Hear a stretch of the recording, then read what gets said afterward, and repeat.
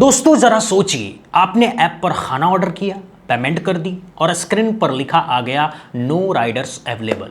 ना जोमेटो काम कर रहा है, ना स्विगी, ना ब्लिंकिट, ना जेप्टो।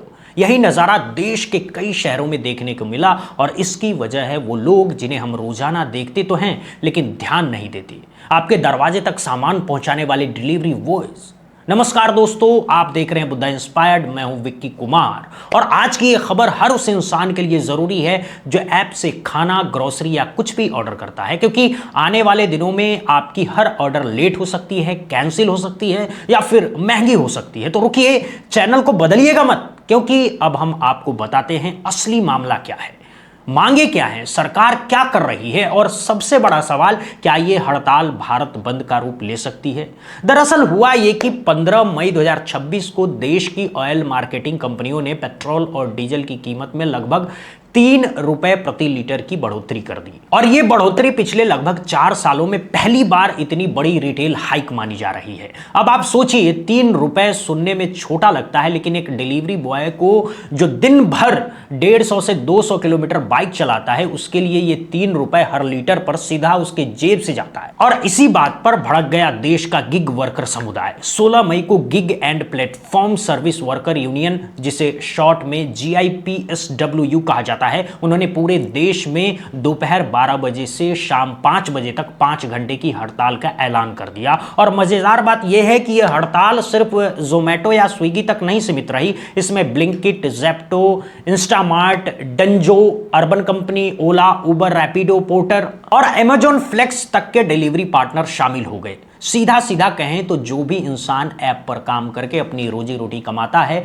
वो इस हड़ताल में कूद पड़ा। दोस्तों, अब आप पूछेंगे कि असर क्या हुआ, तो आपको बताते हैं असर क्या हुआ है। काउंटर करंट की रिपोर्ट के मुताबिक देश के बड़े शहरों में लगभग 60% गिग वर्कर ने इस हड़ताल में हिस्सा लिया। दिल्ली, मुंबई, बेंगलुरु, हैदराबाद, पुणे, अहमदाबाद, चेन्नई, हर जगह डिलीवरी ठप हो गई है। लोग ऐप खोलते रहे, ऑर्डर देने की कोशिश करते रहे, लेकिन या तो ऑर्डर मिला नहीं या ऑर्डर एक्सेप्ट होने के घंटों बाद तक पहुंचा नहीं।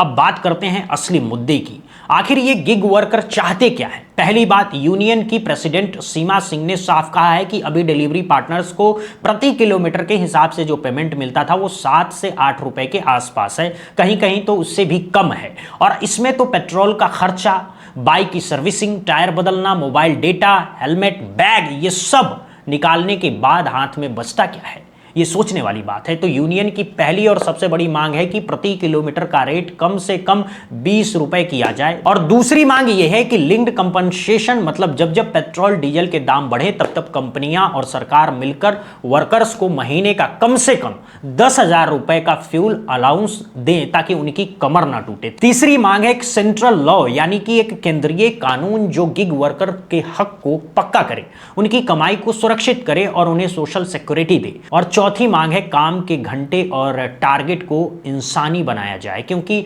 अभी कई वर्कर 10 से 14 घंटे रोज काम कर रहे हैं, वो भी इस भीषण गर्मी में, जहां कई शहरों में पारा 42 से 45 डिग्री तक जा रहा है। अब जरा 1 मिनट के लिए रुकिए और सोचिए, आप एसी कमरे में बैठकर ऐप पर ऑर्डर देते हैं और एक इंसान 45 डिग्री की धूप में आपके लिए खाना लेकर भाग रहा है और उसकी एक डिलीवरी पर कमाई 20 से 25 रुपए, यानी अगर वो दिन में 30 ऑर्डर भी डिलीवरी करता है तो उसकी ग्रॉस कमाई होती है लगभग 700 से 800 रुपए और उसमें से 300 से 350 रुपए तो पेट्रोल में चले जाते हैं। बचा क्या?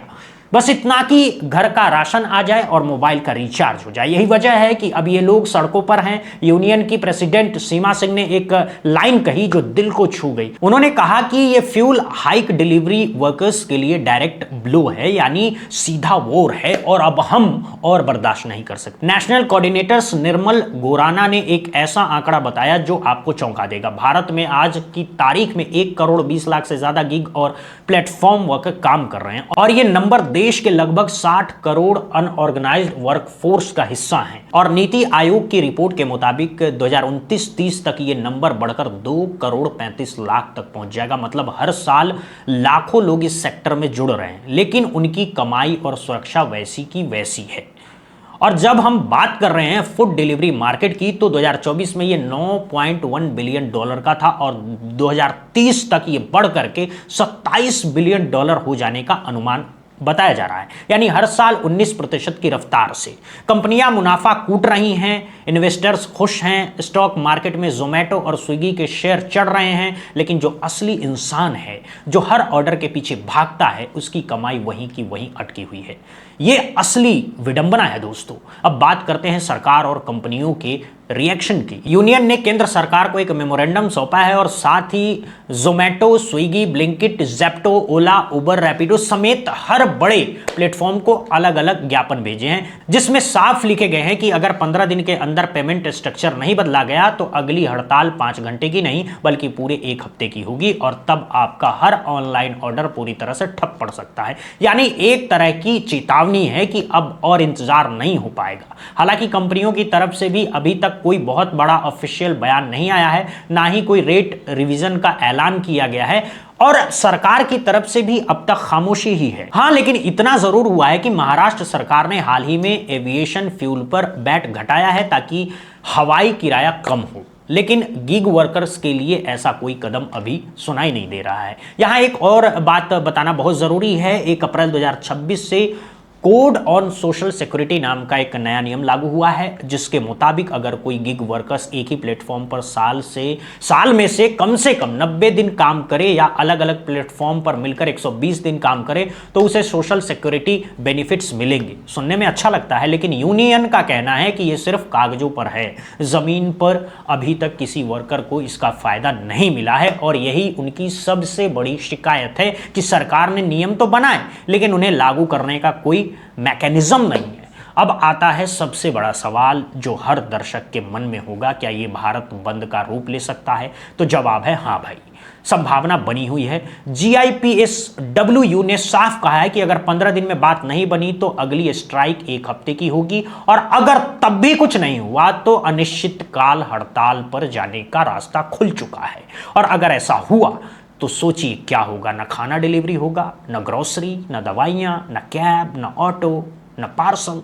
यानी आज जो लाइफ स्टाइल हमने बना ली है कि एक टैप पर सब कुछ घर आ जाता है, वो पूरी तरह से ठप हो सकता है और इसका असर सिर्फ कस्टमर पर नहीं पड़ेगा बल्कि छोटे रेस्टोरेंट, क्लाउड किचन, लोकल किराना दुकानें सब बुरी तरह से प्रभावित होंगी, क्योंकि उनकी आधी से ज्यादा सेल्स अब इन्हीं ऐप से आती हैं। अब एक नजर डालते हैं इस पूरे मामले के दूसरे पहलू पर, क्योंकि कहानी एक तरफा नहीं होती। कंपनियों का अपना तर्क है कि भाई वो पहले से ही मार्जिन प्रेशर में है, इन्वेस्टर्स को रिटर्न देना है और अगर प्रति किलोमीटर का रेट 7 रुपए से बढ़ा करके 20 रुपए कर दिया गया तो डिलीवरी फीस ऐसी बढ़ेगी कि कस्टमर ऑर्डर देना ही बंद कर देगा। और सच भी है कि हाल ही में जोमेटो ने अपनी प्लेटफॉर्म फीस बढ़ा करके हर ऑर्डर पर 2 रुपए 40 पैसे कर दिए, यानी कस्टमर पहले से ही ज्यादा दे रहा है। तो सवाल यह है कि ये एक्स्ट्रा पैसा कहां जा रहा है, कंपनी की जेब में या वर्कर्स की जेब में? और यहीं पर बहस तेज हो जाती है। एक्सपर्ट्स का कहना है कि क्विक कॉमर्स का बिजनेस मॉडल ही ऐसा है जिसमें वर्कर्स को सबसे नीचे रखा गया है और जब तक एक मजबूत कानून नहीं बनेगा जो minimum wage, fuel allowance, health insurance और एक्सीडेंट कवर को पक्का करे, तब तक ये टकराव बढ़ता ही जाएगा। एक और बात जो आपको जाननी चाहिए, महिला गिग वर्कर की संख्या तेजी से बढ़ रही है और इस हड़ताल में उन्होंने भी जमकर हिस्सा लिया है।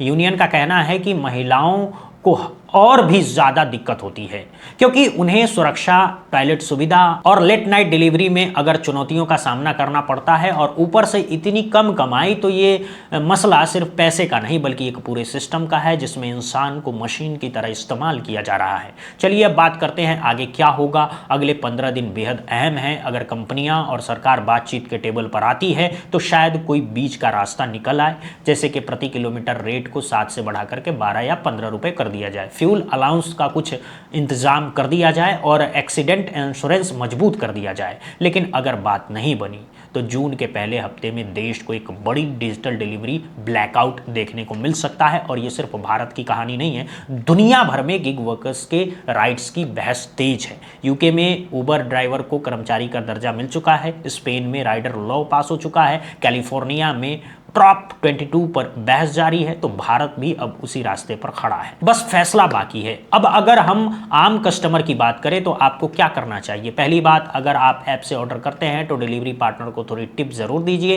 क्योंकि उनकी कमाई का बड़ा हिस्सा उसी से चलता है। दूसरी बात, अगर ऑर्डर लेट होता है तो उन पर गुस्सा मत कीजिए, क्योंकि लेट होना उनकी गलती नहीं, सिस्टम की दिक्कत है। और तीसरी बात, इस मुद्दे पर सोशल मीडिया पर अपनी आवाज़ उठाइए, क्योंकि जब तक हम कस्टमर इस बात पर बात नहीं करेंगे तब तक कंपनियां सीरियसली नहीं लेंगी। तो दोस्तों, इस पूरी कहानी का निचोड़ ये है कि एक तरफ है तेजी से बढ़ती हुई गिग इकोनॉमी, करोड़ों डॉलर का मार्केट और इन्वेस्टर्स की चमक, और दूसरी तरफ है वो आम इंसान जो आपके मोहल्ले की हर गली में बाइक दौड़ा रहा है, धूप बारिश में भाग रहा है और बामुश्किल अपना घर चला पा रहा है। ये टकराव अब और छुप नहीं सकता, और अगर सरकार और कंपनियां वक्त रहते नहीं चेती तो आने वाले महीनों में हम एक बहुत बड़ी सामाजिक और आर्थिक उत्पात देख सकते हैं। फिलहाल देश की निगाहें टिकी हैं अगले 15 दिनों पर, और देखना यह है कि जोमेटो, स्विगी, ब्लिंकिट, जेप्टो जैसी कंपनियां क्या कोई ठोस कदम उठाएगी या फिर एक बड़ी डिजिटल बंद की आहट को नज़रअंदाज कर देगी। हम आपको हर अपडेट देते रहेंगे, देखते रहिए बुद्धा इंस्पायर्ड। बहुत बहुत धन्यवाद, बहुत बहुत शुक्रिया।